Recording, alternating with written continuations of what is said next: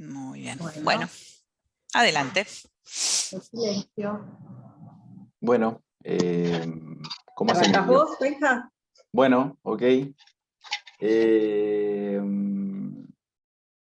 Bueno, primero que nada, bienvenidas y bienvenidos a todos y a todos a la versión 2022 del seminario Pasión por el Juego y Ludopatía.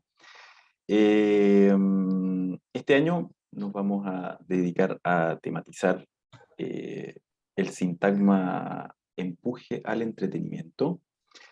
Uno de los saldos que quedó del seminario del año pasado fue el doble interés, digámoslo así, el doble interés colectivo, por un lado. Recordarán que trabajamos la actualidad de las neurosis y para mi gusto quedó un saldo, digamos, de doble interés entre, por un lado, las condiciones de época, las condiciones sociales, políticas, económicas que configuran el mapa de la época, y por otro lado, el interés por los modos actuales de armado de la subjetividad, digamos, por cómo se hace neurosis, cómo se hace psicosis, tomando los elementos de las coordenadas epocales. Empuje al entretenimiento me parece que sigue en esa senda, digamos. Creo que en las conversaciones que tuvimos preparatorias al seminario, terminó decantando una serie de conversaciones en este sintagma, del cual me gustaría decir algunas cuestiones. En realidad lo que tengo para decir hoy es básicamente abrir un poco el campo, abrir la pregunta o abrir varias preguntas en torno al empuje al entretenimiento. Tengo varias citas, tengo varias referencias teóricas. Les cuento que además en uno de los momentos preparativos, digamos, del seminario, uno de nuestros asesores, que es Fabián Napartec, sugirió que iniciásemos un diálogo con otras disciplinas, digamos, dado que empuje al entretenimiento supone algo, un sintagma nuevo, digamos, del cual no se ha hablado mucho como tal en psicoanálisis. Sugirió que, bueno, que hiciéramos algún recorrido por la filosofía, por las ciencias sociales, tratando de buscar ahí lo que podemos rescatar para nuestra práctica y obviamente tomar los casos clínicos, digamos, cómo se pone en juego la cuestión del empuje y la cuestión del entretenimiento en la clínica contemporánea. Empuje al entretenimiento es un modo de nombrar, digamos, un imperativo. Es un modo de nombrar el imperativo, tiene que ser entretenido. Yo creo que no es necesario ni ser psicoanalista ni ser paciente, digamos, para saber de qué estamos hablando. Tiene que ser entretenido, es algo a lo cual estamos sometidos todas y todos, digamos. Ahora, lo que no se dice en el sintagma empuje al entretenimiento es que existe en el mundo que vivimos el empuje al entretenimiento, o más bien, existe el imperativo a empujar en dirección hacia el entretenimiento ese tiempo que no tendría por qué ser entretenido. No hablaríamos de empuje al entretenimiento si el entretenimiento estuviese solamente confinado a, por ejemplo, la fiesta de fin de año, a la fiesta de Año Nuevo, al cumpleaños, digamos. Ahí el entretenimiento queda circunscrito en las instancias de entretenimiento, digámoslo así. Entonces, hay empuje al entretenimiento cuando lo que no debería ser entretenido necesariamente, como el tiempo de trabajo, como el tiempo de estudio, el tiempo de sueño o el tiempo de análisis, cuando esos otros tiempos, digamos, se ven empujados o se ven forzados a ser entretenidos. La pregunta, digamos, la primera pregunta que surge en este punto es si acaso tiene que ser entretenido todo eso. Si el tiempo de ocio tiene que ser entretenido, si el tiempo de trabajo, si el tiempo de estudio, si el tiempo de análisis tiene que ser entretenido. Entonces, por empuje al entretenimiento ya empezamos a intuir, digamos, un cierto forzamiento de los modos de vivir del el tiempo. Eh, por otro lado, el entretenimiento está asociado a un campo semántico, digamos, de otros términos similares, con algunas diferencias que tal vez sería necesario ir revisando a lo largo del seminario. Entretenimiento y diversión, por ejemplo, distracción, recreación, desvío de la atención. Son todos términos asociados. Todos en algún punto remiten a sostenerse en los intervalos del trabajo, por ejemplo, alejarse, apartarse de algo. Respecto a las distracciones en particular, antes de hablar del entretenimiento más específicamente, habría que decir que es un término del cual hay numerosas referencias en Freud. Y en ese sentido puede sernos útil, digamos, a lo largo del año para, para abrir nuestro tema. Prácticamente en todas las referencias de Freud respecto a la distracción funciona como un método de tratamiento del dolor corporal. Pero también, dice Freud, las distracciones están al servicio del tratamiento de los desengaños, de las tareas insolubles, del dolor de la vida misma, digamos, del dolor de la existencia. Da algunos ejemplos en algunas de estas referencias. Dice, por ejemplo, distracciones como cultivar un jardín, la misma actividad científica, que sabemos que para Freud fue un foco de distracción respecto a sus dolores mandibulares producto del cáncer. En otro lugar hace alguna alusión a cómo el guerrero, digamos, logra sobreponerse a los dolores, a las heridas de guerra, cuando está en el fragor de la batalla, digamos. Está distraído en tener que vencer al enemigo, por lo mismo hay algo del dolor que queda anestesiado. Y por otro lado, hace alguna referencia a lo que se le dice a los niños, digamos, para que olviden el dolor. En criollo, digamos, el sana sana, ¿no? El niño se cae, uno le dice sana sana, y hay algo de las palabras del otro, de las palabras del adulto, que producen eficacia simbólica, digamos, que alivian ese dolor corporal.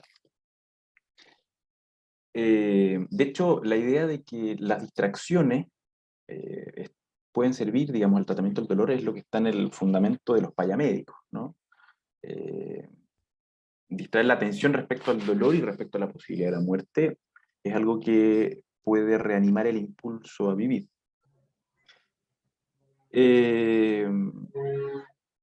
Freud, en Inhibición, Síntoma y Angustia, en otra de las referencias a la distracción, plantea que el fundamento, digamos, de que la distracción pueda aliviar el dolor, tiene que ver con una transferencia, lo dice así, una transferencia de investidura libidinal. Ahí donde hay una sobreinvestidura de ciertas representaciones del cuerpo y particularmente el órgano doliente.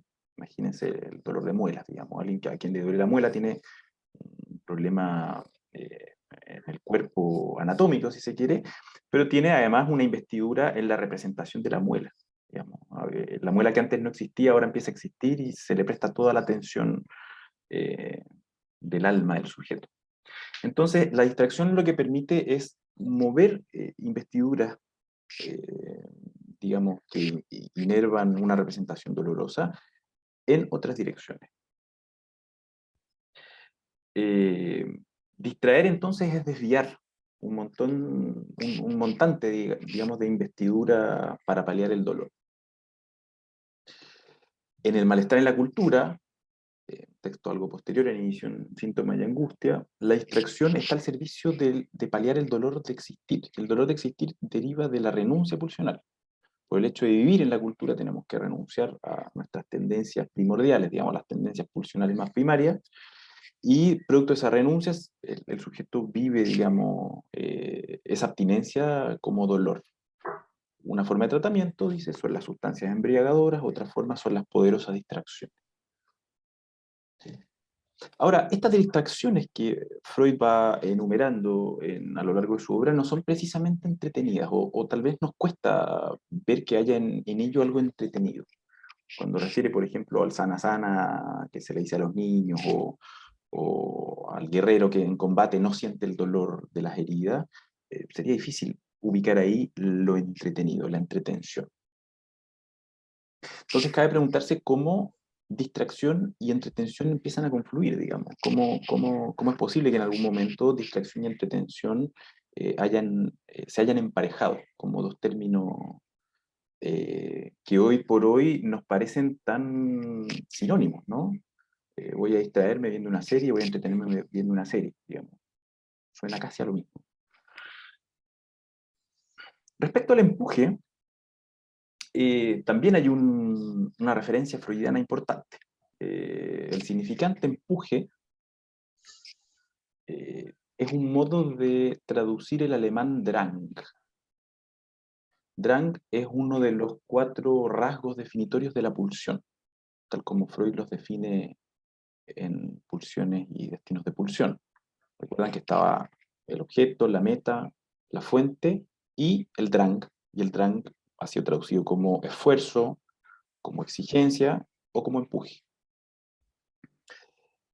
Entonces, en ese texto, el empuje define lo esencial de la exigencia que la pulsión le impone al aparato psíquico. O sea, ese rasgo esencial de la pulsión supone que la pulsión esfuerza, hace trabajar al aparato psíquico. Le impone ciertas condiciones a las cuales el aparato psíquico tiene que responder. Dicho esto, vamos notando que empuje al entretenimiento es un oxímoron, porque empuje supone un empuje, un esfuerzo de trabajo, y entretenimiento, clásicamente, ha sido, digamos, al menos siglo XX, una liberación respecto de las exigencias del trabajo. Entretenimiento es precisamente aquello que no era trabajo. Tiene más que ver con el ocio, tiene que ver con el tiempo libre, tiene que ver con la recreación, con la distracción. Entonces, de entrada tenemos en el título de nuestro seminario una tensión, tenemos una paradoja, tenemos un problema, digamos, a resolver. Y en este oxímoron nosotros podemos rastrear una distinción, un binario antiguo como la Grecia antigua, entre ocio y negocio, lo que los griegos distinguían como ocio y negocio. Una distinción entre el tiempo de trabajo y el tiempo de no trabajo, sea lo que sea eso, digamos, un tiempo libre, un tiempo, para los griegos, un tiempo de contemplación. Entonces, me gustaría hacer un breve recorrido histórico de esta distinción para entender en qué punto estamos hoy. ¿Cuáles han sido las relaciones históricas entre el tiempo de ocio y el tiempo de trabajo? eh, de un modo en que hoy por hoy se hacen casi indistinguibles, digamos. Me interesaría ver cómo hemos llegado a este punto. ¿Cómo puede ser que seamos productivos en el ocio o que hagamos entretenido el trabajo? Aristóteles en la política, en su texto de la política, eh, les leo una cita textual que da cuenta, digamos, del el lugar que se le daba al tiempo de ocio y al tiempo de trabajo en su época. Dice, la naturaleza misma busca no solo el trabajar correctamente, sino también la capacidad de gozar bien del ocio. Está pensando, digamos, en cómo conviene a los seres humanos orientar su vida. Entonces dice, conviene trabajar y conviene tener momentos de ocio. Capacidad de gozar bien del ocio, dice. Ahora dice, este es el fundamento de todo, el ocio. En efecto, si ambos, trabajo y ocio, son necesarios, el ocio es preferible al trabajo y así hemos de aprender a qué debemos dedicar nuestro ocio. O sea, en la época de los griegos, tanto Platón como Aristóteles sostenían que en el nivel de las jerarquías del tiempo, el tiempo de ocio era superior al tiempo de trabajo. Y planteaba, de hecho, Platón planteaba que aquellos que podían disponer del ocio tenían que ser los que gobernaran la ciudad. Ese lugar estaba privado para los filósofos. dado que el tiempo de ocio era un tiempo de contemplación. Así era considerado el buen uso del tiempo de ocio, un tiempo de contemplación. Contemplación de la naturaleza, contemplación del hombre mismo. Es decir, el ocio era una situación humanizante, era una situación que le permitía a los seres humanos ser virtuosos en lo más propio de sí, que era la capacidad contemplativa. Fue después, con el cristianismo, que el trabajo empieza a adquirir un sentido, empieza a llenarse de sentido la actividad de trabajo, en detrimento del tiempo de ocio. Con el cristianismo, el trabajo adquiere al menos dos sentidos. Recordarán ese pasaje en que Dios castiga a los seres humanos con el trabajo, es decir, castigo lleva la marca, el trabajo lleva la marca del castigo. Efectivamente, Marta, vamos en esa dirección, vamos hacia Calvino con el protestantismo, pero el primer cristianismo ubicó el trabajo como castigo y por otro lado como un modo de participación de la actividad creadora de Dios. Empieza entonces a adquirir sentido el trabajo, un sentido que hasta ese entonces era inédito. Ganarás el pan con el sudor de tu frente, exactamente. Exactamente, ahí está. Ese es el imperativo, digamos, que cae sobre los seres humanos por haber mordido la manzana. Fue después, con el Renacimiento, estoy a pasos agigantados por la historia, fue después con el Renacimiento que eh, con este impulso, digamos, de los renacentistas en dirección hacia el estudio de lo humano, se inaugura una nueva forma de hombre, digamos, de ser humano, digámoslo así. Una nueva subjetividad curiosa, interesada por desentrañar las leyes del mundo, las leyes de la naturaleza, pero además interesada por dominar la naturaleza. Eh, entonces empieza a adquirir el trabajo un nuevo sentido, el sentido de dominio. ¿Ah? El trabajo adquiere ese matiz, digamos, el de ser un medio, digamos, para dominar la naturaleza. Eh, Recordarán que es a partir del Renacimiento, digamos, que nace esa forma del pensamiento que deriva en el pensamiento técnico, que se traduce, digamos, en su máxima expresión en la revolución industrial.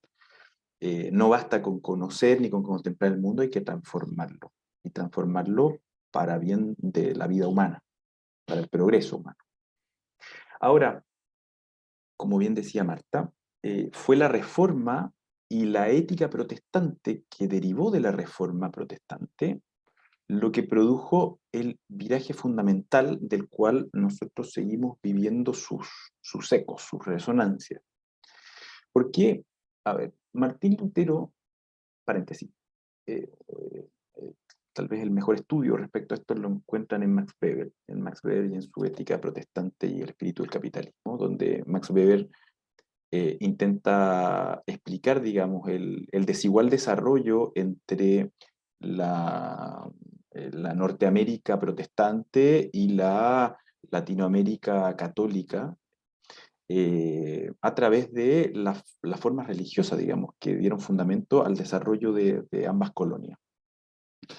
Eh, Max Weber, entonces, sostiene la tesis de que fue el espíritu del protestantismo aquello que dio impulso, aquello que le dio un impulso de sentido al capitalismo, al desarrollo inicial del capitalismo. Lutero diluye la distinción entre ocio y trabajo. Para Lutero y sobre todo para Calvino, las dos principales figuras del protestantismo y de la Reforma, no hay posibilidad de tiempo de ocio. El tiempo de ocio es vicio. Les voy a leer más rato una cita, porque Calvino tenía la idea, digamos, de que todos los seres humanos veníamos predestinados por Dios. De antemano, digamos, antes de nacer, Dios ya nos daba un lugar en la eternidad. O nos salvábamos o no nos salvábamos. Ahora, carecíamos los seres humanos de los medios para saber si nuestro lugar era el de estar salvados o estar perdidos.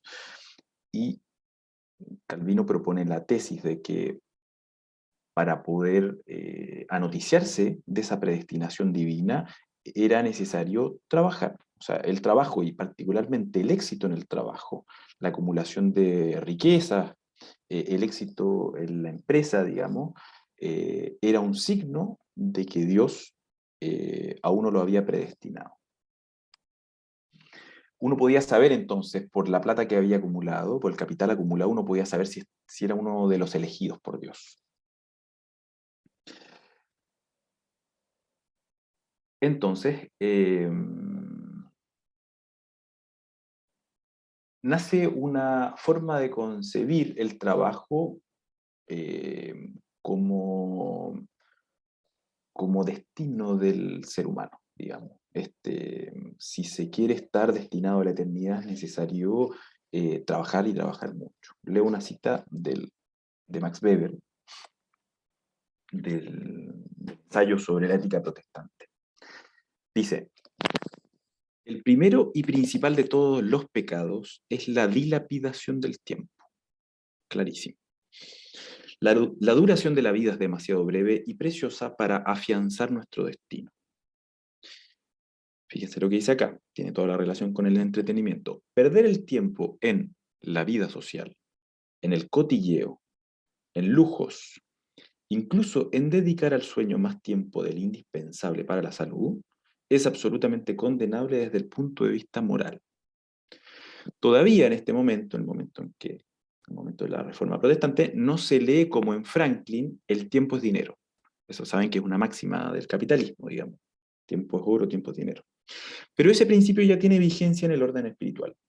Entonces, el tiempo es infinitamente valioso, puesto que toda hora perdida es una hora que se roba al trabajo en servicio de la gloria de Dios. De esta posición teológica deriva una posición social, que es la del burgués. El burgués, digamos, el temprano burgués, hace propia esta ética del trabajo y vive trabajando para acumular dinero, pero sin gozar de él. No le está permitido el usufructo. En definitiva, lo que vale para esta ética es el trabajo por el trabajo mismo y la acumulación por la acumulación misma. No se trata de acumulación para tener más bienes o para disfrutar de la vida, digamos. Se produce dinero para producir más dinero. Entonces, eso produce, digamos, un viraje, digamos, en la relación entre ocio y trabajo, importante, porque se produce una totalización del trabajo en la vida. Vivir es trabajar, digámoslo así. Y esa es una máxima del capitalismo. Esa es la base del espíritu del capitalismo. Esto, como sabemos, trajo aparejado después toda una problemática social, digamos, la problemática del trabajo alienado que escribió Marx y que Chaplin supo ilustrar bien en tiempos modernos, digamos. No hay tiempo ni para ir al baño. Es una de las escenas de tiempos modernos. Entonces, vivir es trabajar y eso trajo una serie de complicaciones sociales que no solamente se vivieron en Europa y en Estados Unidos, también las hemos vivido en Latinoamérica. Empiezan entonces a aparecer distintas reacciones a esta totalización del trabajo en la vida. Si vivir es trabajar, empiezan a aparecer, digamos, distintas manifestaciones que intentan descompletar ese todo, el todo del trabajo. Eh, digámoslo así, muy en amplio término, eh, todos los movimientos sociales, el sindicalismo, se empieza a afanar, digamos, en precisamente restar algunas porciones de tiempo a ese tiempo que es tiempo de trabajo.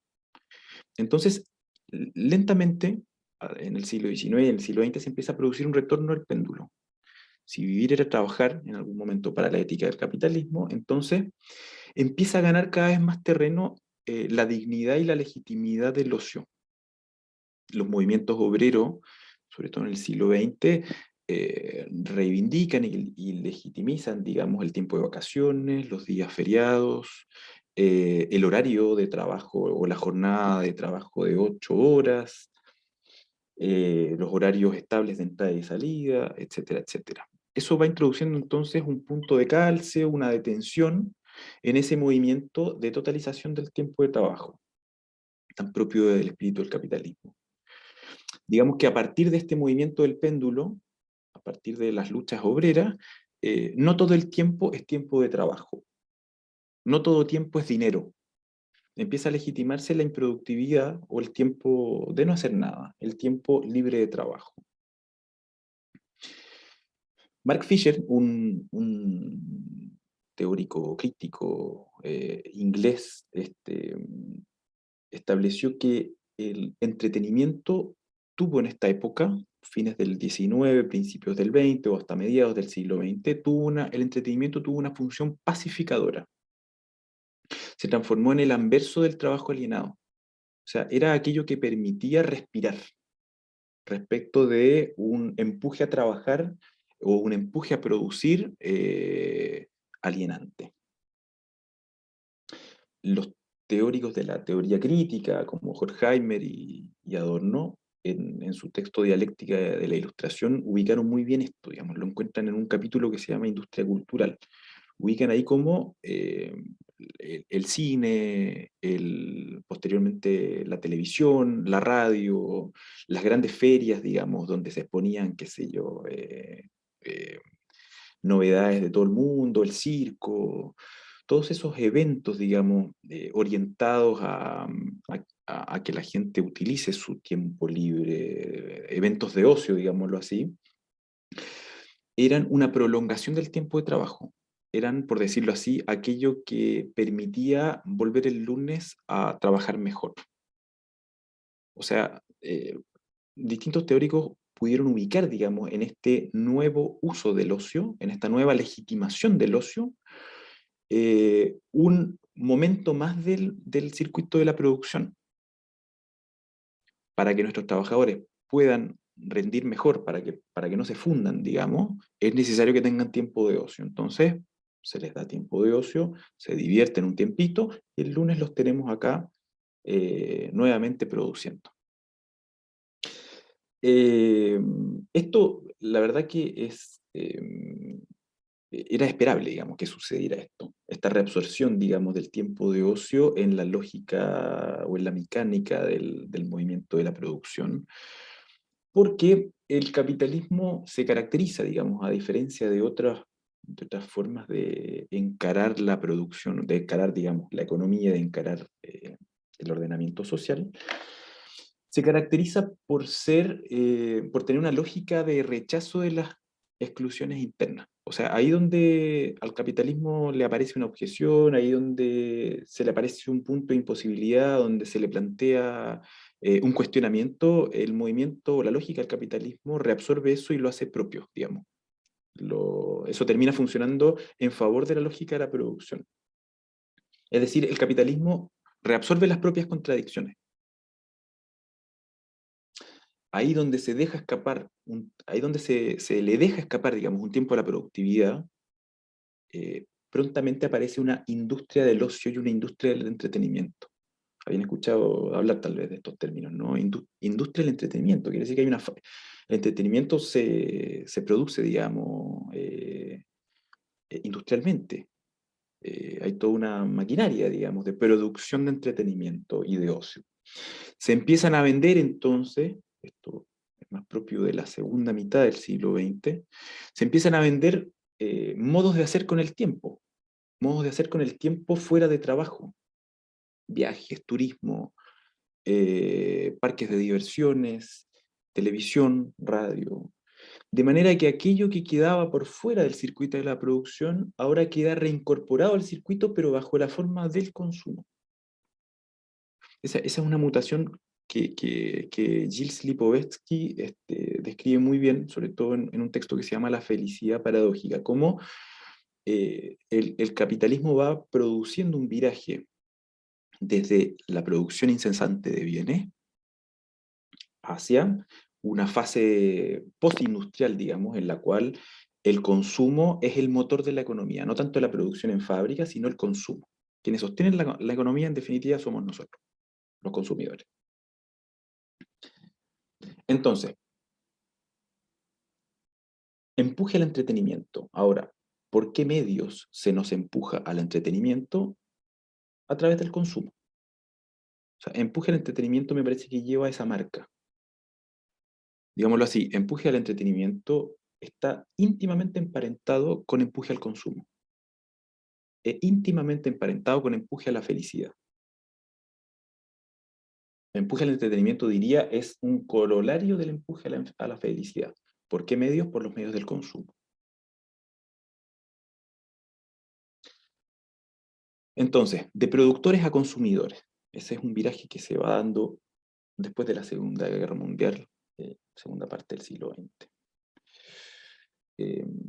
Les leo una cita de Jean Baudrillard, quien se dedicó a, digamos, a dilucidar un poco cómo funciona la lógica del consumo. En su ensayo sobre la sociedad de consumo dice: el consumidor, es decir, el ciudadano moderno, no tiene posibilidad de sustraerse a esta obligación de felicidad y de goce. No es lacaniano, así que está pensando en disfrute, digamos. Que es el equivalente en la nueva ética de la obligación tradicional de trabajar y producir. Ahí donde el empuje social era a la producción y al trabajo, hoy por hoy es a la felicidad y al consumo. El hombre moderno pasa cada vez menos parte de su vida en la producción del trabajo y cada vez más en la producción e innovación continua de sus propias necesidades y su bienestar. Debe ocuparse de movilizar constantemente todas sus posibilidades, todas sus capacidades consumidoras. Si lo olvida, se le recordará amable e instantáneamente que no tiene derecho a no ser feliz. Y acá viene algo que es de sumo interés para nosotros. Por lo tanto, no es verdad que sea pasivo. O sea, no es verdad que el ciudadano consumidor padezca un imperativo social, un imperativo externo, si se quiere. Más bien, por el contrario, dice, despliega y debe desplegar una actividad continua. Debe permanentemente interesarse en renovar su capacidad consumidora. Terminó una serie, bueno, vamos con la siguiente. Que no quede lapso, digamos, que no quede intervalo para dejar de consumir.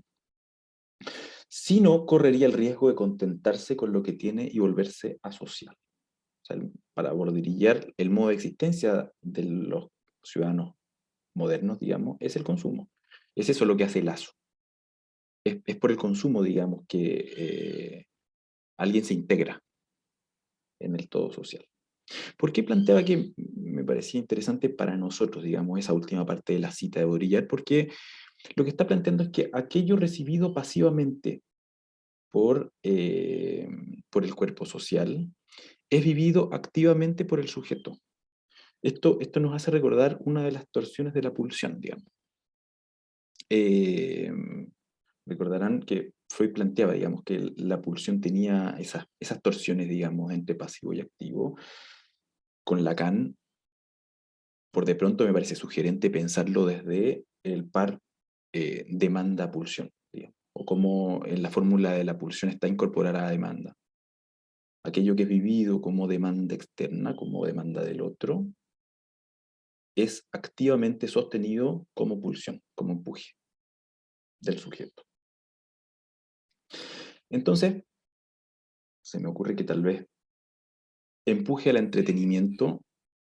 Clau. Es interesante ahí porque el ejemplo que da Freud en el más allá del principio del placer está relacionado a la compulsión de repetición y es el armado del juego, donde cuenta que del niño que va al médico, donde recibe una experiencia penosa y un modo de poder apropiarse de algo de eso es haciendo activamente lo que vivió pasivamente.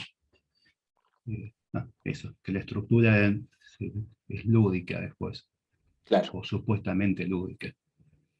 sí, sí. Por de pronto permite, eso lúdico permite sobrellevar lo doloroso. Es un modo de tratamiento.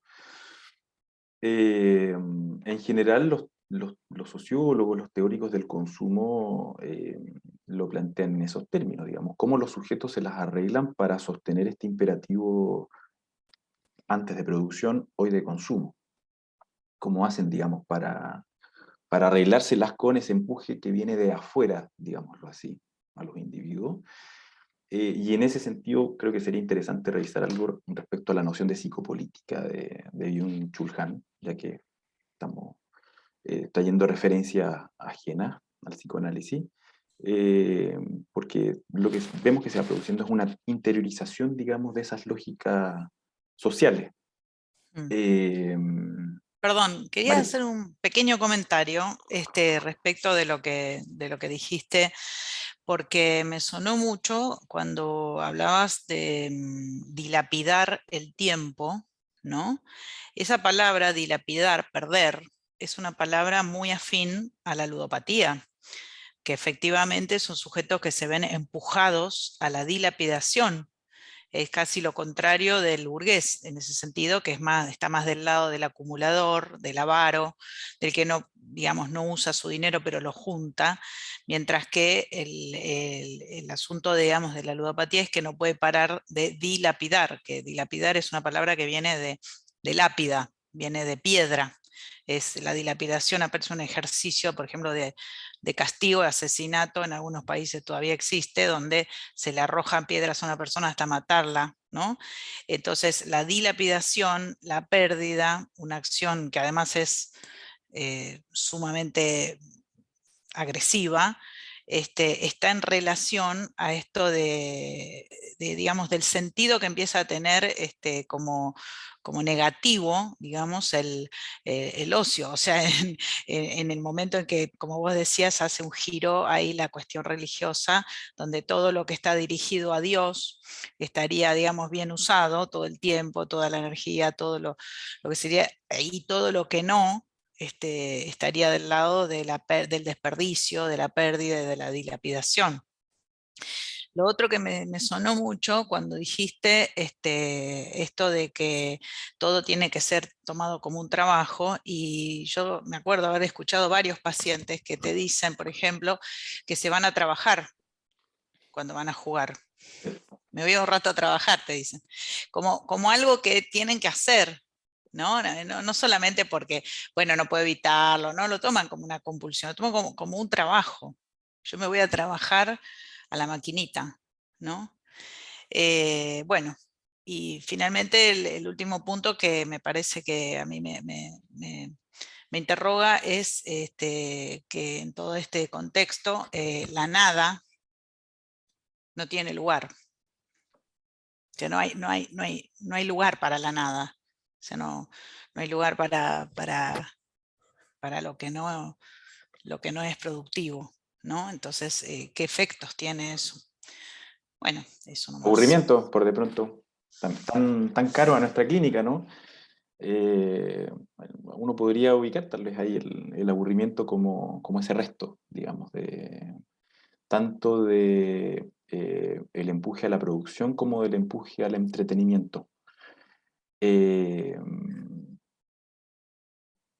el otro día fui a un comentario personal, tuve de viaje, digamos, fui a un parque de diversiones con mi hijo, fui con un amigo que es banquero, además. Pero está muy, muy afianzado y muy con la camiseta puesta, digamos, del espíritu del capitalismo. Y me dice, bueno, ojalá que podamos entrar a todos los juegos. Parque de diversiones que requeriría como 3 días, digamos, para recorrerlo entero. En el momento de entretenimiento, en el espacio de diversión, de ocio, comanda o sigue comandando esa lógica de la producción, digamos. A eso apuntaba la mención a Adorno y a la teoría crítica cuando escribía la transformación del tiempo de ocio en industria del entretenimiento o en industria del ocio. La productividad, digamos, empieza a comandar, digamos, la lógica del entretenimiento, una lógica maximalista. Tratemos de que el rendimiento sea absoluto, que por la entrada que pagamos, digamos, podamos disfrutar lo más posible. Eso está también, es una expresión súper común. Voy a disfrutar al 100%, voy a disfrutar al máximo. Digamos que la lógica sigue siendo de totalización del trabajo, o tal vez no del trabajo, sino de la producción. Digo una idea más. digamos entonces que empuje al entretenimiento nombra un punto bisagra, un punto de engarce, un punto de articulación entre el adentro y el afuera, entre la cultura y la resonancia pulsional del empuje cultural. Es decir, empuje al entretenimiento da cuenta de un imperativo cultural, social, económico, y da cuenta de un vector pulsional.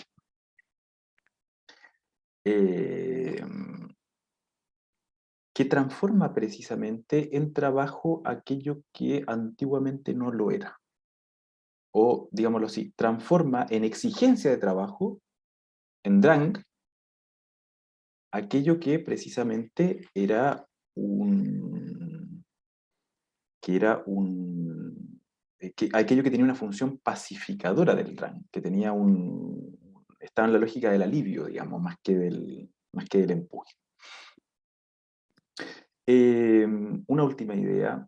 Entretenimiento, a propósito de lo que decía sobre Freud y las distracciones al comienzo, el entretenimiento tiene una nota distintiva respecto al consumo. Digamos que el entretenimiento no es una actividad cualquiera de consumo. Y tiene una nota distintiva respecto a la distracción. El entretenimiento nombra un efecto de satisfacción personal y con primacía de la sensibilidad. Esta es una idea que desarrolla Lipovetsky en el texto que les mencioné hace un rato, La felicidad paradójica. Es decir, la lógica social se ha ido moviendo de la producción. Se ha ido moviendo desde la producción de bienes a, más bien, desde el consumo de bienes, desde el consumo de objetos, al consumo de experiencias. Y el entretenimiento o el empuje al entretenimiento se inscribe en esa lógica.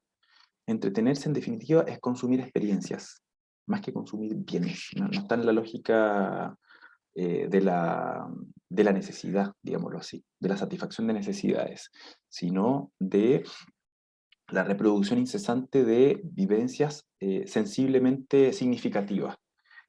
Adrenalina, qué sé yo, vibración del cuerpo, etcétera, etcétera. Esto instituye una diferencia respecto de otras formas del consumo, sobre todo de formas del consumo previas a la década del 80, en la cual el consumo estaba al servicio de la distinción. Se compraba un auto, se compraba un reloj, se compraba una lavadora, una heladera, lo que sea, con un sentido social, digamos. Acá yo en esta me distingo del resto. En ese sentido, el consumo portaba todavía un elemento significante, porque permitía al sujeto ubicarse dentro de un sistema de diferencias sociales. Te permitía ubicarse, digamos, más arriba o más abajo por tener o por consumir tales o cuales cosas. Fui a Nueva York, digamos, eso me ubica por sobre estos y por abajo de los que van a Londres, no sé, estoy inventando. Eso ha ido desapareciendo como Sí. lógica que comanda el consumo.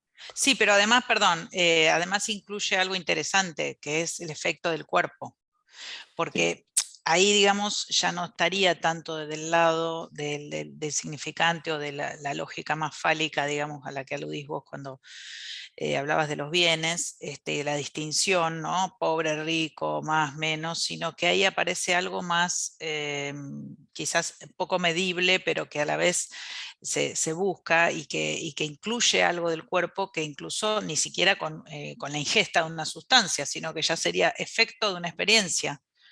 Donde se privilegiaría más eso, lo relaciono mucho con lo que, por ejemplo, se escucha mucho en los jóvenes, en los adolescentes jóvenes, más bien 20 y pico, que privilegian antes que un trabajo, adquirir un auto, viajar o hacer, no sé, unos meses en Camboya, qué sé yo, por decir algo, ¿no? O sea, hay algo de lo que es vivir una experiencia que adquiere como un valor que tiene que ver con cada uno, digamos, no se podría ni siquiera comparar mucho con otros, quizás sí, pero no tiene tanto que ver con el tener, ¿no? Me parece que ahí el cuerpo empieza a aparecer como un elemento que no estaba en la otra lógica, digamos.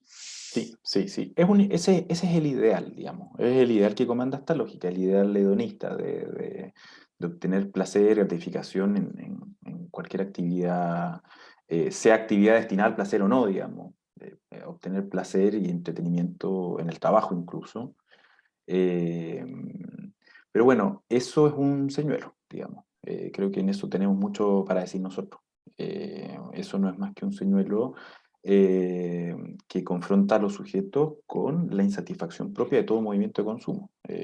Cualquier movimiento que va en dirección hacia el consumo es un movimiento de producción de insatisfacción. Se muerde el señuelo e inmediatamente se quiere algo más. Y esa es la lógica que comanda, digamos, el cuerpo social, y de la cual nuestros pacientes dan cuenta, digamos, de cómo eso puede a veces desengancharse, cómo eso puede, esa lógica de la insatisfacción, de la producción permanente de insatisfacción y la caza, digamos, de la gratificación puede empujarlos, digamos, a lo peor. Eh, Creo que he dicho suficiente. Vamos Vamos con Guío. con Una Guido. cosita, ya que terminaste, quería señalar de lo que planteaste, que digamos, dos cuestiones. Una, ¿no? Cuando hablas del consumidor, me parece que lo propio, algo de lo propio de esta época, y bueno, mucho de la cuestión de ludopatía tiene que ver con que el consumidor, a la vez que es consumido, es objeto de consumo, ¿no? Que se produce como un bucle donde no está la separación entre el que produce y el que consume, ¿no?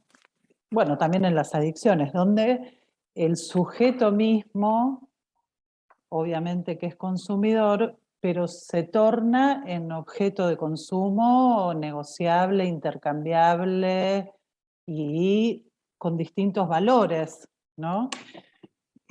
Digamos, sea desde un adicto que, como decía Mariela, para tener la experiencia consume algo, pero también el consumo social, digamos, cuanto más títulos, máster, diploma, etcétera, uno termina siendo un objeto más valorado en el mercado, ¿no? Con lo cual, creo que quizás es interesante empezar a pensar que esta distinción entre consumidor y consumido ya no es tal, sino que es más un vaivén, ¿no? Donde uno Sí. encarna las dos cosas. O es moebiano, digamos, el movimiento. Sí, tal cual, porque uno cree que consume, pero en realidad es consumido. Bueno, las redes son un claro ejemplo de esto, ¿no? Que uno cree que está saludando al amigo para el cumpleaños y en realidad está siendo un objeto de consumo para el manejo de datos, ¿no? Y la otra variable que me parece interesante, que quizá más adelante podemos retomar, es el comentario de tu amigo, ¿no? Que es la aspiración al todo, ¿no? Es muy interesante porque justamente sabemos que lo que no incide en la actualidad es la clave de la imposibilidad que estaba en los otros discursos, ¿no? Entonces, al romperse la clave de la imposibilidad está esto, todos los juegos, ¿no? Este, así que bueno, ahí tenés para introducir un poquito de no todo a tu amigo. Bueno, Benjamín aclaró que su amigo estaba muy inserto en el discurso capitalista, así Sí, que sí, esa sí. frase lo muestra. Es el capitalismo. Me dejas decir una cosa, está bien lo que traía Verónica, no sé si está bien, a mí me parece bien, lo que decía Verónica recién de la lógica universitaria. En el seminario 17, cuando Lacan habla de discurso capitalista, como habla Guiomar decía discurso capitalista, por eso le dije, déjame una cosita. Cuando habla del discurso capitalista lo pone bastante, queda pegoteado al discurso universitario. Y en el discurso universitario, a ver si se puede buscar acá, lo que tenemos es que, no sé si se va a ver, ¿se ve ahí algo? ¿O no se ve nada? ¿O voy a tener Ahí un sí. marcador? ¿Se Sí. ve? Se ve, se ve. Vieron que el que está al comando es el saber. Ujú. ¿Sí? Y eso lo que pone a trabajar es a un objeto. Esto que traía recién Verónica en relación a objetos de consumo. Y la idea es que la producción, lo que se va a producir en el discurso universitario va a ser un sujeto. ¿Sí? Entonces, lo que iba contando Verónica, uno puede pensar que a más títulos, más posibilidad de ser un sujeto, por lo menos del discurso universitario, ¿sí? En esto de la sumatoria.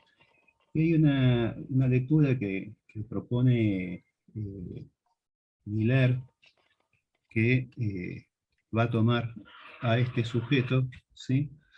En el discurso capitalista, y lo que vamos a poner el discurso capitalista acá, a ver. Tengo acá estoy con la tablet.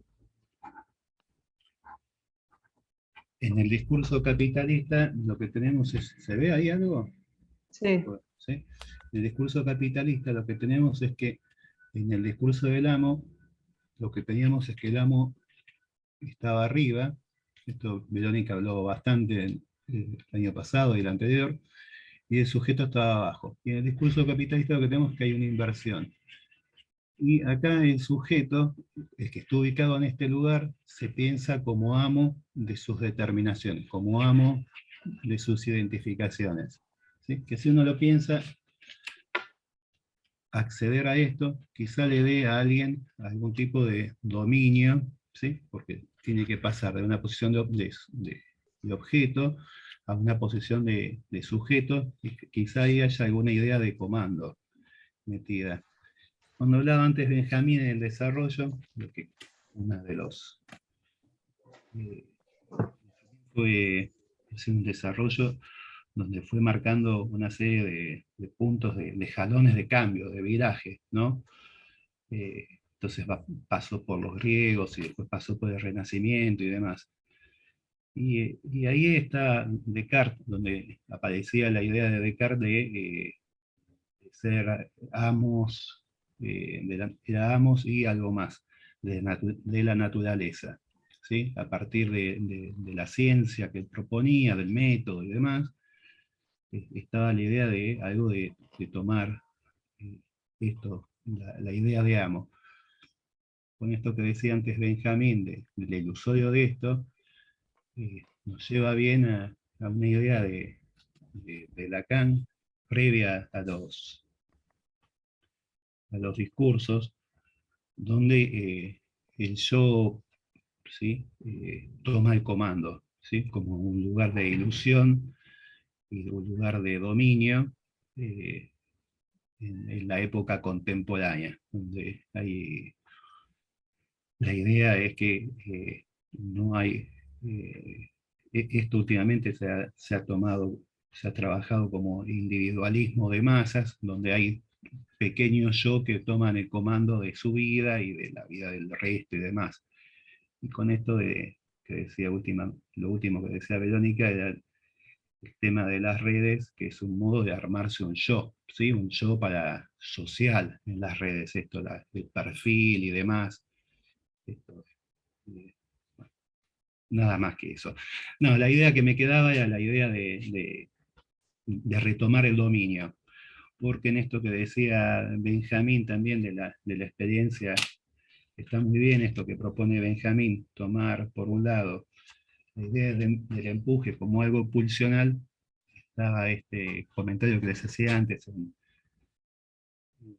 Más allá del principio de placer, donde aparece algo con un tinte compulsivo de retomar algún dominio de lo que se vivió pasivamente, ¿sí? Que se lleva bien también con la idea del universitario, ¿no? Que finalmente, después de soportar años estar sentado en el gallinero, puede llegar a ser profesor y estar ahí adelante hablando. Bueno, eso. Vamos con Bueno. Guido.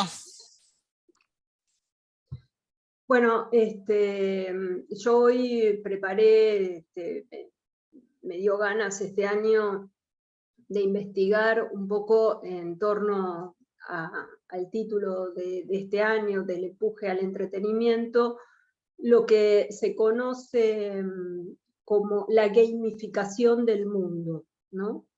Y las consecuencias que esto trae en el sujeto, esta nueva era lúdica. El año pasado ya algo habíamos hablado de la propuesta que hace Mark Zuckerberg acerca del metaverso, ¿no? Tomando como precursor el videojuego. Él crea una hiperrealidad donde tanto la comunicación como el trabajo son entretenidos, ¿sí? Así que estamos un poco muy en sintonía con lo que venía diciendo recién Benjamín, de cómo el sistema capitalista reabsorbe el espacio de ocio y lo mete dentro de la industria del entretenimiento. En la novela de Aldous Huxley, Un mundo feliz, se describe un mundo utópico, donde no se admite las frustraciones ni las emociones negativas. Ahí habitan humanos que son creados por laboratorio con el fin de evitar errores genéticos y perfeccionar de este modo la especie, buscando una uniformización del producto humano. Incluso es una sociedad que cuenta con un medicamento que evita que los hombres se enfrenten a emociones penosas de manera natural. Y de este modo se garantizan la felicidad. Esta novela describe una sociedad mecanizada, deshumanizada, en la que los individuos creen ser libres, pero sin embargo están controlados y determinados desde su creación, perdiendo las características propias que lo hacen humano.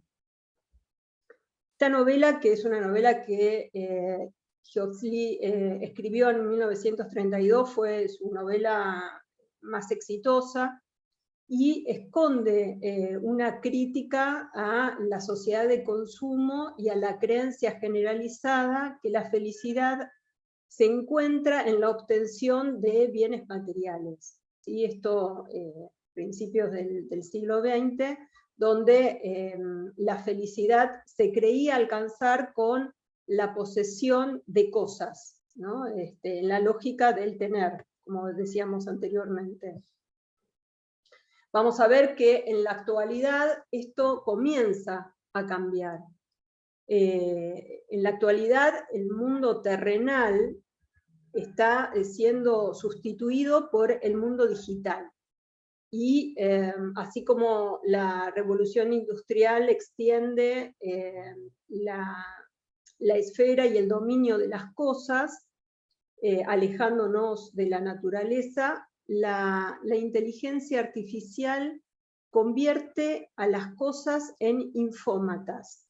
Es decir, que las cosas ahora son actores que procesan información.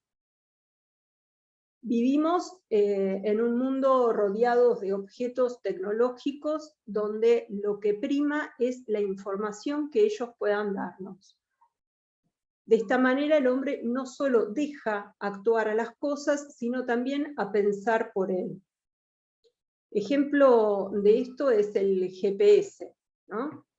Ya no nos orientamos por alguna esquina en particular, sino que es una voz que nos dirige y nos dice por dónde tenemos que ir. Podríamos decir también que estamos en un momento de transición entre el mundo terrenal, el mundo de las cosas, a el mundo de las no cosas. Así nombra Byung-Chul Han a este nuevo paradigma donde la información, es decir, las no cosas, reina. este capitalismo de la información, que sería una forma intensificada del capitalismo, lo que hace es convertir lo inmaterial, como sería la información, en un valor de mercancía. Hoy percibimos la realidad a través de una pantalla y es la información la que determina el mundo en que vivimos. El mundo, de este modo, se empieza a tornar más intangible, se va vaciando de objetos y se llena de información, de voces sin cuerpo. Hace unos años había salido una película llamada Her, seguramente muchos la vieron, donde muestra un poco esto, ¿no? Donde el protagonista se enamora del sistema operativo y toda la problemática de esta voz sin cuerpo. En el mundo terrenal, el de las cosas, existen objetos que son preciados por nosotros. Ellos, digamos, portan una historia, una carga libidinal, atesoran momentos de nuestra vida, y es lo que los hace únicos. En cambio, la información carece de historia y de memoria. Es aditiva, puede contarse, pero no puede narrarse. De modo que la adición y la acumulación desbancan a las narraciones. Así tenemos que la digitalización no solo deshumaniza y descorporiza, sino que también suprime recuerdos. La información es intangible y se nutre del estímulo sorpresa. Circula sin referencia alguna a la realidad, en un espacio hiperreal. Ejemplo de esto son las fake news. Lo que importa es el efecto a corto plazo. La eficacia, de este modo, prima por sobre los hechos y sustituye la verdad. Y la celeridad de la información arrasa con nuestro sistema cognitivo, podríamos decir, intoxicándonos con información.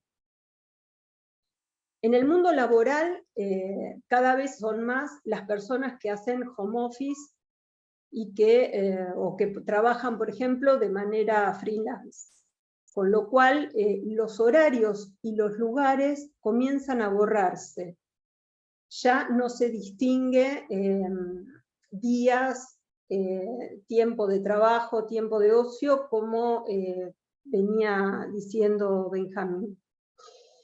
En la cotidianidad también son las máquinas las que, por ejemplo, nos informan el saldo o nos dan respuestas a un reclamo. Este cambio de paradigma también puede verse en la clínica, no solo en el juego, sino en la manera de jugar que van teniendo los sujetos, los jugadores.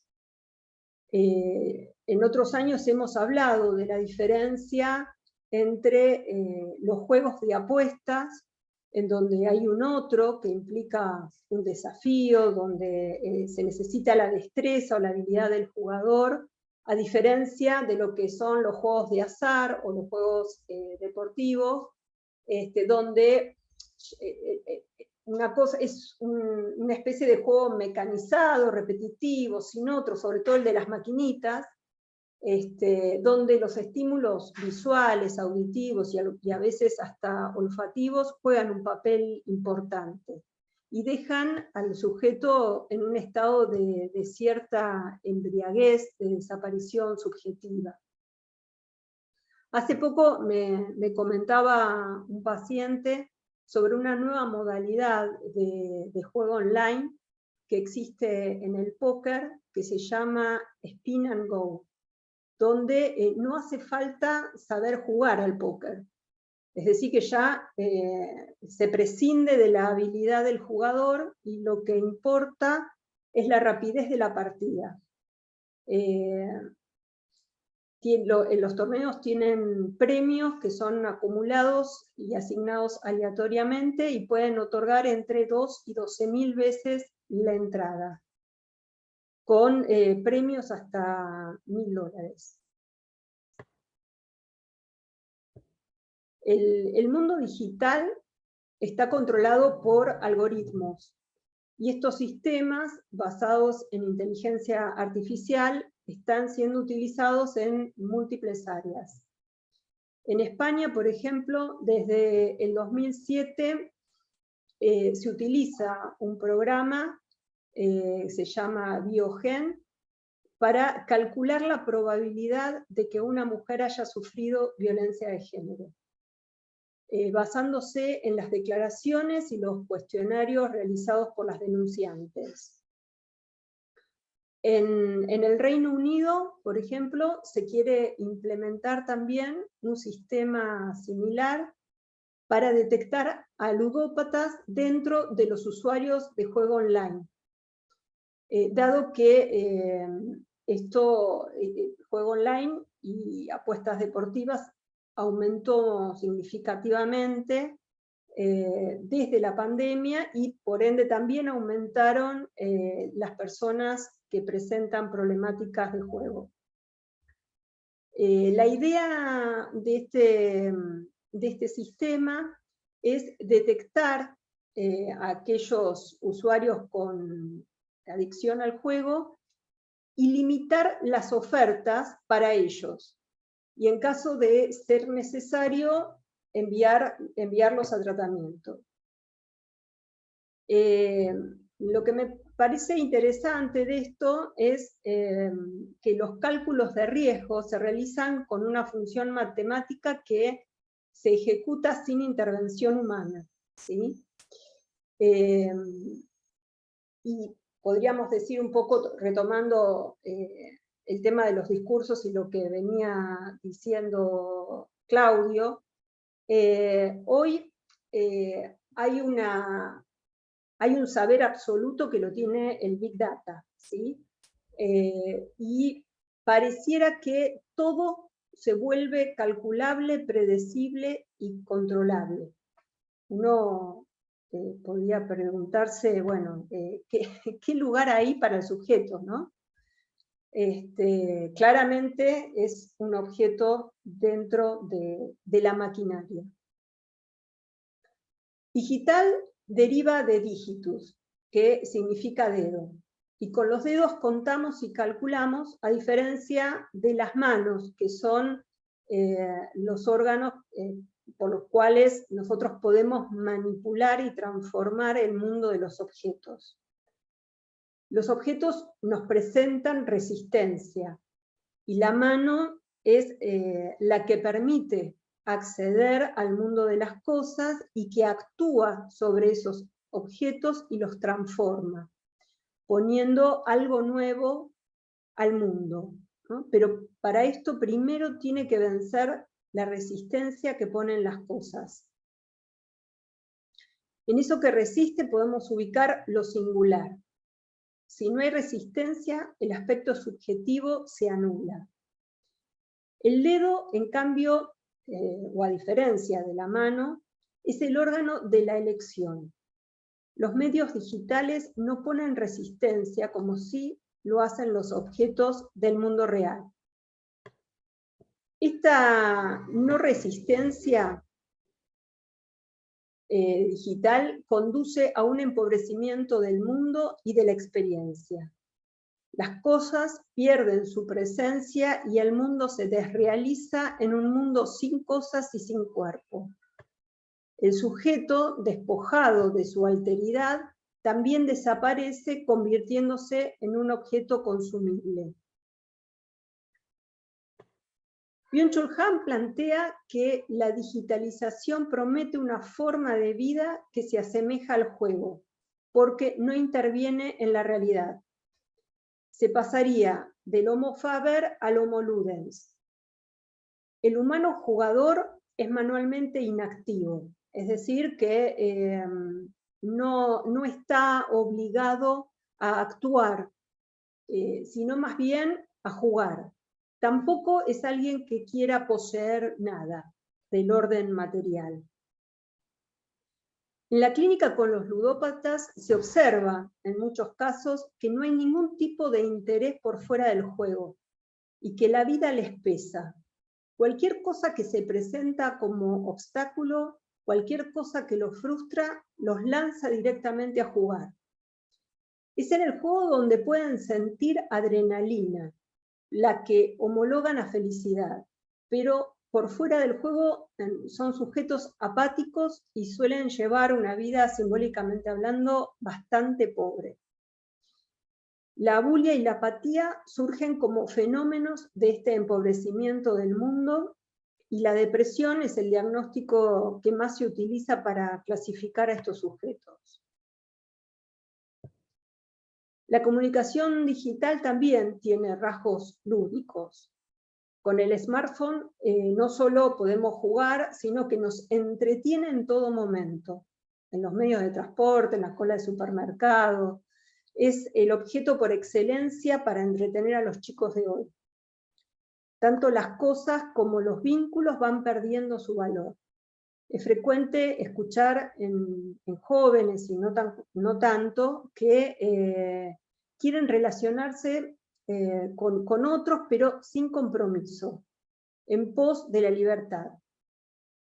El compromiso con otro es visto como una atadura, una complicación.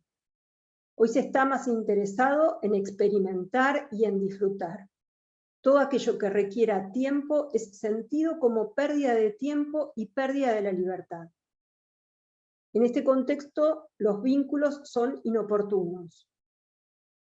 También encontramos un cambio en relación al tiempo.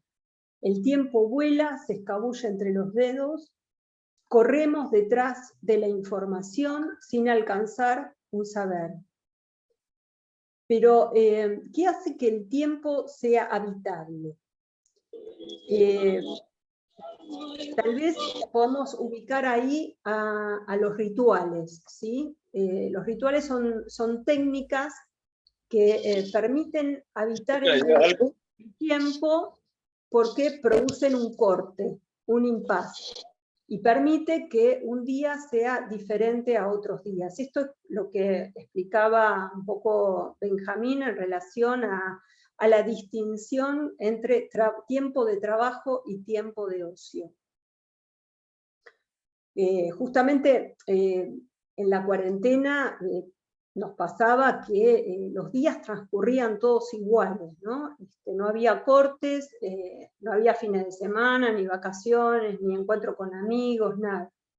Y la sensación era más bien de agobio, de aburrimiento, de agotamiento. Podemos decir entonces que los rituales son en el tiempo lo que las cosas son en el espacio, es decir, polos de descanso que estabilizan la vida. La repetición de los rituales los distingue, mientras que la compulsión anula la repetición. Benja traía el tema de la contemplación, ¿no? En los momentos de ocio que tenían los griegos. Justamente en la contemplación lo que hay, además de un tiempo de impasse, un tiempo de corte para contemplar, es silencio, es atención atenta, ¿sí? Cosas, percepciones que hoy no se tienen, justamente porque vivimos en un mundo acelerado, con ruido y con poca posibilidad de escucharnos, de escuchar al otro, de poder contemplar algo del orden de la naturaleza.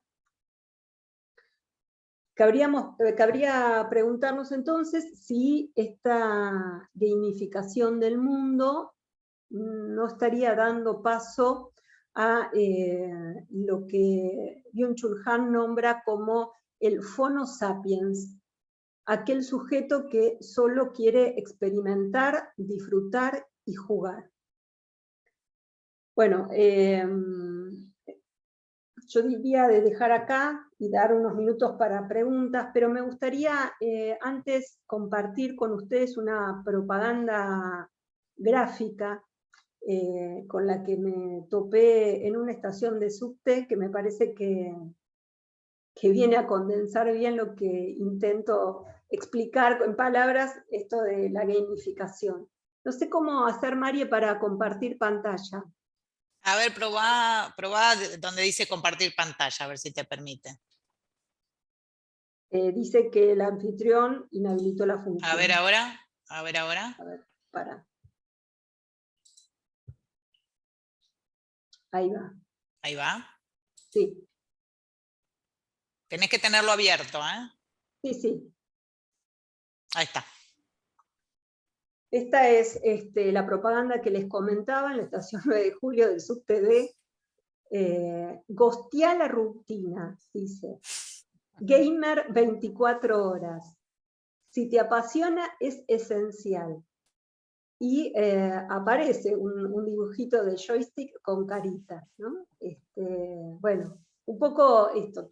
Todo parece que está prohibido aburrirse y todo tiene que estar al servicio de entretenerse y el entretenimiento en sí. Buenísimo. Ahora tenés que cerrar. ¿Cómo hago para...? Y cerralo. Dice dejar de compartir. Arriba, a ver. O abajo, donde dice dejar de compartir o cerrar el archivo. Ok. Ahí va. Ahí va. Bueno, respecto de esto un pequeño comentario. No sé si leyeron ayer, creo que fue ayer o el sábado, una noticia muy importante para el mundo de los gamers, que es que por primera vez un equipo de Fortnite liderado por un joven argentino que armó un equipo. El Fortnite es un juego, ustedes lo deben conocer, mundialmente muy, muy, muy exitoso. Es una industria prácticamente, mueve millones esa industria, donde miles y miles de pibes y grandes en todo el mundo compiten en ese jueguito, que es bastante complejo porque es de estrategia y es en equipo se juega. Y fue noticia, el obelisco se iluminó de violeta, o sea, estamos hablando de algo muy grosso, porque clasificaron para el Mundial de Fortnite, que es como decir, es mucho más grande que el Mundial de Fútbol. O sea, para que se den una idea de lo que es la dimensión que tiene esto a nivel del mundo, mueve millones y los jugadores, digamos, que ganan son, bueno, pibes que tienen ya millones de dólares. O sea, es una cosa impresionante. Toda la movida que hay alrededor de eso, ¿no? Que por supuesto tiene visos competitivos, o sea, no estamos hablando de ludopatías, ¿no? Estamos hablando de gente que está trabajando, jugando, o sea, es un poco lo que veníamos hablando, pero cómo eso se va convirtiendo en realmente un modo de estar en el mundo, de ganarse la vida, de vivir, bueno, de estar, que para nosotros quizás que somos de otra generación nos parece raro, pero es lo que viene sucediendo y es un fenómeno realmente interesante de explorar. O sea, que de todo eso se convierte en una nueva forma, un nuevo lenguaje, una nueva manera de habitar la cultura y la subjetividad, y que de todo eso puede derivar en algo patológico, bueno, que nos traiga les traiga problemas, digamos.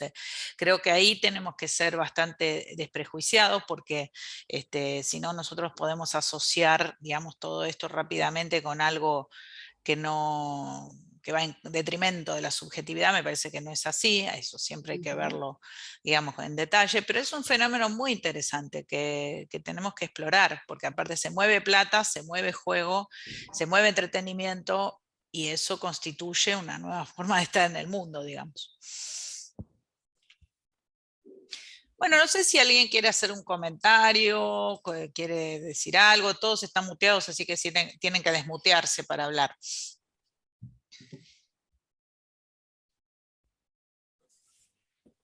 Yo quisiera agradecer el recorrido de Guillo y de Benjamín. La verdad que me parece que fue un muy buen inicio de este empuje. a trabajar y a una clase, la verdad que muy interesante. Los felicito a los dos, estuvo muy bueno. Gracias.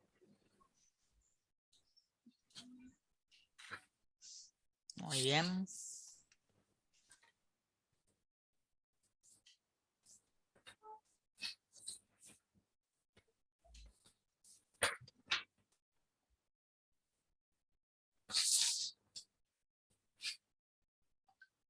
Se me ocurre algo desprolijo porque se me está ocurriendo, se me está ocurriendo hace un rato eh, algo de lo que decía Guiomar y cuando terminaba Benjamín, que Mariela traía algo del tema del cuerpo.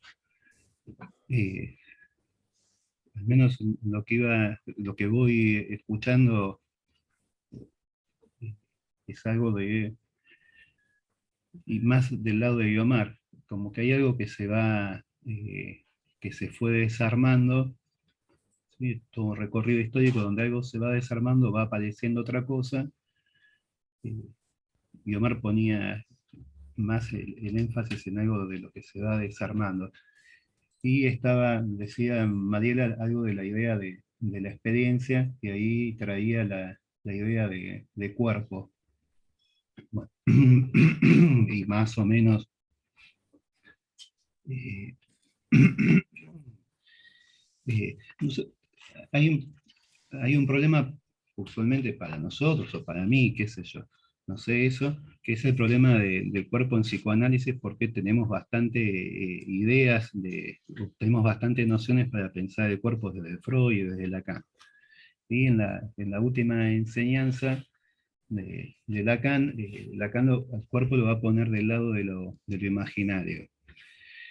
Entonces, cuando se piensa en términos de registros, el cuerpo queda bien ubicado ahí en términos de imaginario corporal. El punto es también que Lacan, cuando habla de los nudos, de anudamientos, lo pone en relación a... No quedan los elementos separados, es decir, que lo imaginario no funciona por separado del resto de los registros. Entonces tenemos combinaciones raras ahí.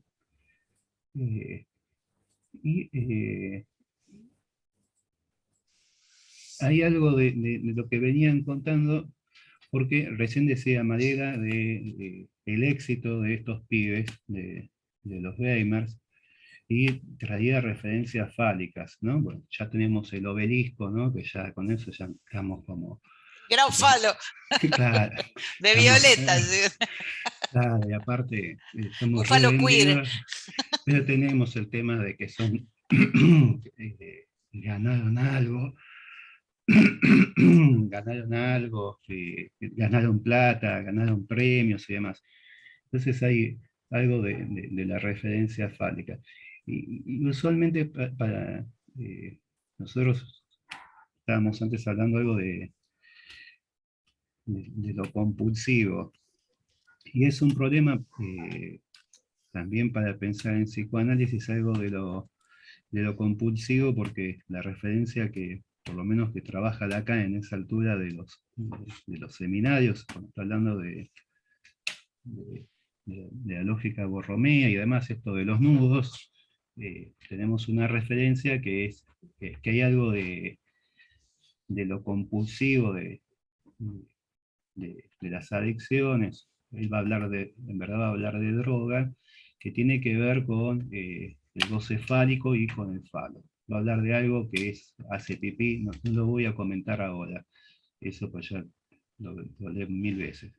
Bueno, el tema ahí es que hay en el seminario anterior, esta es una charla que está suelta, a pesar de la altura del seminario 22, pero